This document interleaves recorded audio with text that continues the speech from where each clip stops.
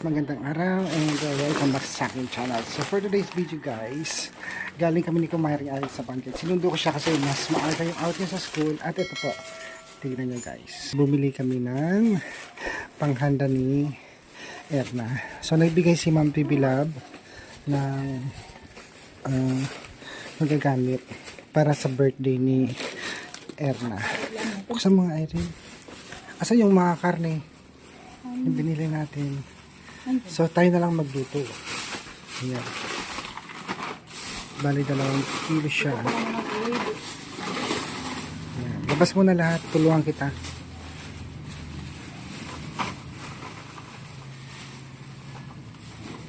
Yung mga bote yun. Mga bote ng mantika pa mabasag. Ayan. Happy birthday muli kay Erna guys. 20th birthday ni Erna.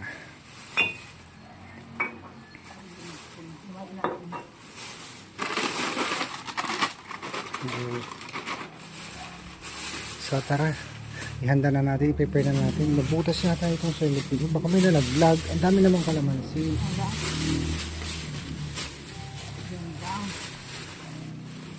Nalaglag yata, parang may butas yung supot natin. Wala na naglag? Wala. Hindi yun nalaglag. I-buhos mo na. Pahanginan mo. Sige na. Mag-beans ka na para umpisa na natin. Para kasi yung oras. So yan guys. Ayan, bago natin hiwain yung mga karne, kailangan natin hugasan na mabuti para matanggal yung mga dumi. Lalo na galing sa palengke. So maya maya guys, lulutuin natin yung handa na pinabili ni Ma'am Pibilab para sa birthday ni Erna.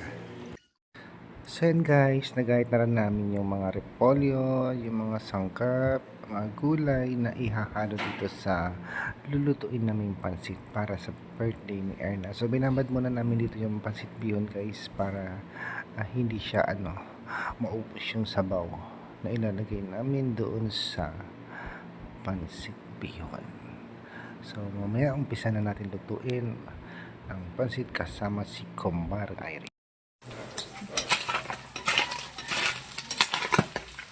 Okay. Ano ba ito? Ilagay mo na kayo mga sibuyas. Ano na natin? Lagay na? Oo, sibuyas lang. Alam mo ba dati nagluto ako ng pansit? Oo. Nagkamali ako, nilagyan ko ng luya. Bakit? Kaya nga noon, bakit tinagyan mo ng luya? Sabay mo na yun. Para isang lang, isang lutuan lang. Masarap yung maraming Masarap yung maraming Kaya na maluto natin siya bago dumating yung birthday celebrant na si Erna. Erna.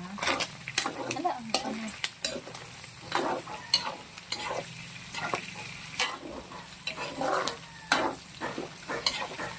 surprise natin si Erna.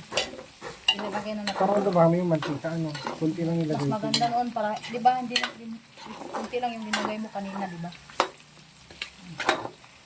Mamaya na naman siguro para. Bus mo na lahat kasi. Yan. Asay.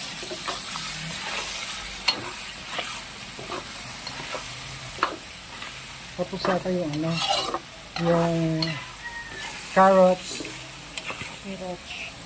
Tapos Mamaya na. tsamba-tsamba din ako magluto yun eh. Bakit siya Pero mas gusto ko to kaysa spaghetti. Katoy, mas gusto ko din yung mga ganito kaysa spaghetti. Kaya ko yun. Hindi, noon pa katoy, talaga. Yung pansit talaga, ayaw mas ako sa pansit kaysa spaghetti. Yung kung yung carrots. Mamaya. Yung yata yung tawag doon yung Beans. beans. Wala ko na magkakasunod dyan eh. Basta halo-halo na, mix na lang.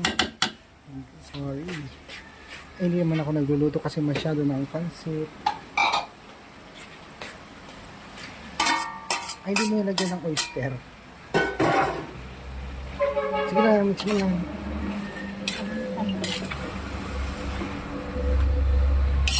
Nakalimutan pa natin bumili ng Kimchi. Oh, ay, oh. Celery. Ano ba yun? Celery ba tawag dyan?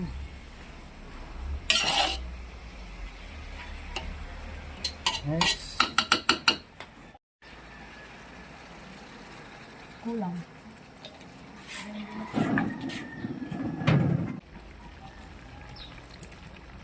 Ano, may sabaw pa naman may. Yeah, mekos-mekos muna kumaring Irene. Wala, mabango. Pag ganito luto, gusto ko. Pero pag yung spaghetti, di ako masyado dun. Tsaka hindi ko alam lutuin yung spaghetti. Di pa half cook lang yan kasi mamaya lulutuin pa siya. Lutuan ko naman ito. Bali, dalawaan siguro lutuan to. Ang dalawang lutuan. Kasi hindi man makasya dito sa Kasi yan, Ayun, kasi ito. gusto ko yung kumari ng tibilin. Bili nga ako ng ganyan pag may pera. Sabang din ito. Huwag mo kuskus yung galit, ano, sabi ng may Ilocano, bawal daw. Masama. Ewan ko. Takpan. O, pwede na yan. Hot cook lang yan eh. Tapos, kunin mo na yung kawali. Raspan mo na lang. Sando-sandukin mo na lang kasi. Yan.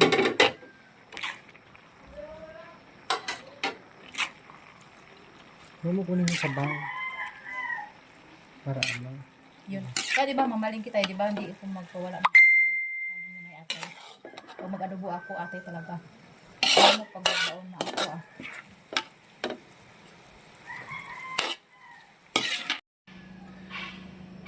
Isa-isa mo kasi lagay. Isa-isa. Isa-isa mo. Bakit tumalasik? Mainit. Siyempre. Mabigat.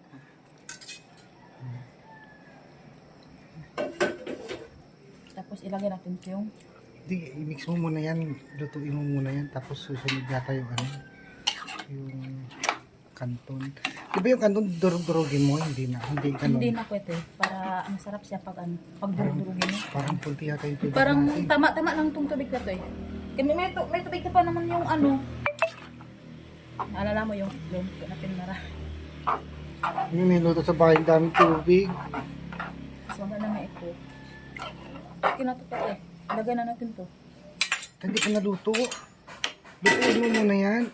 Lutuin kaya natin mo. Hindi pa man pa, ano pa natin oh. Pakuloyin.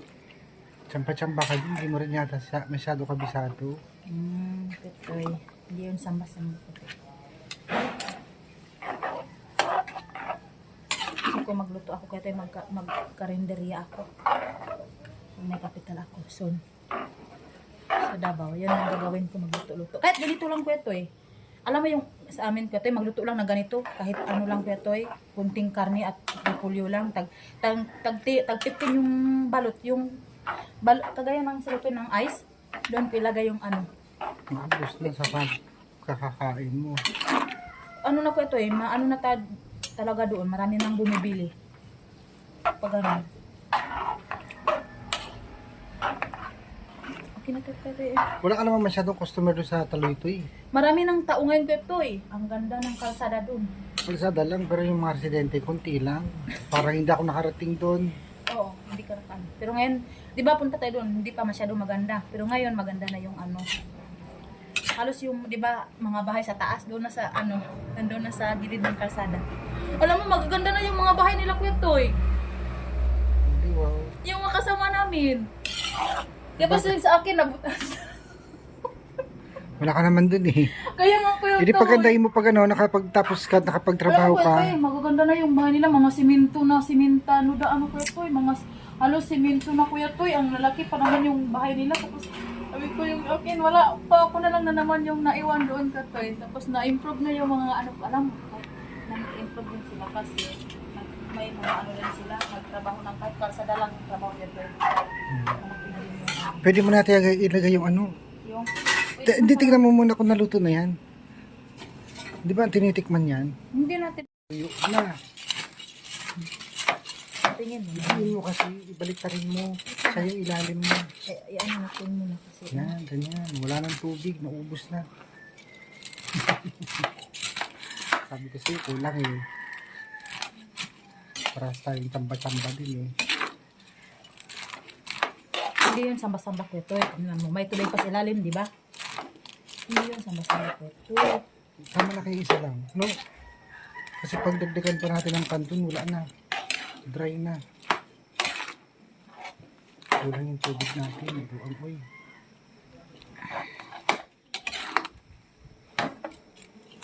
Pwede naman ito natin dagdagan.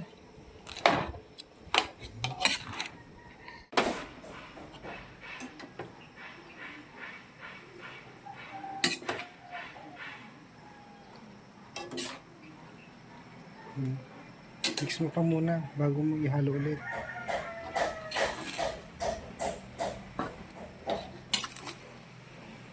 Bigat.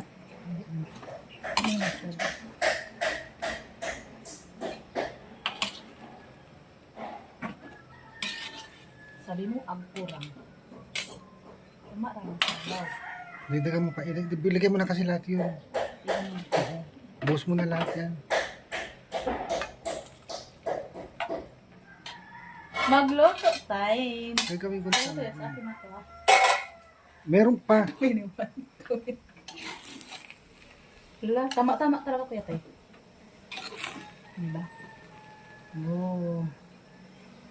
Okay lang. Diba? Tingnan mo kung matabang. Lagyan mo ng patis. Yan. Pag ma-mix lahat.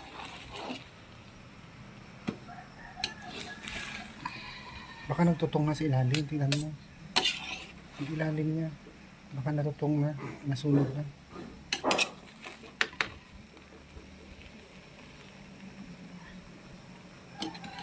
Marami pala yung 2 kilo.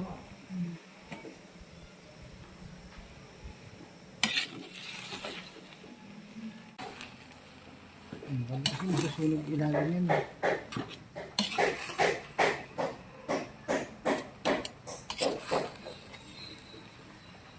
So ayan guys, finally natapos na rin namin ni Kumaring Irene lutuin yung pansit bihon na handa ni Erna. Ayan. So thank you kay Ma'am PB Love dahil nagbigay po siya ng panghanda. At ito nga po, kami na rin nagluto ni Kumaring Irene. So wait na lang natin guys, mamaya pag dumating yung mga girls galing sa school. So si Kumaring Irene kasi guys, maaga siya umuwi. Minsan 11, minsan 1 o'clock. So, thank you for watching guys and God bless you all.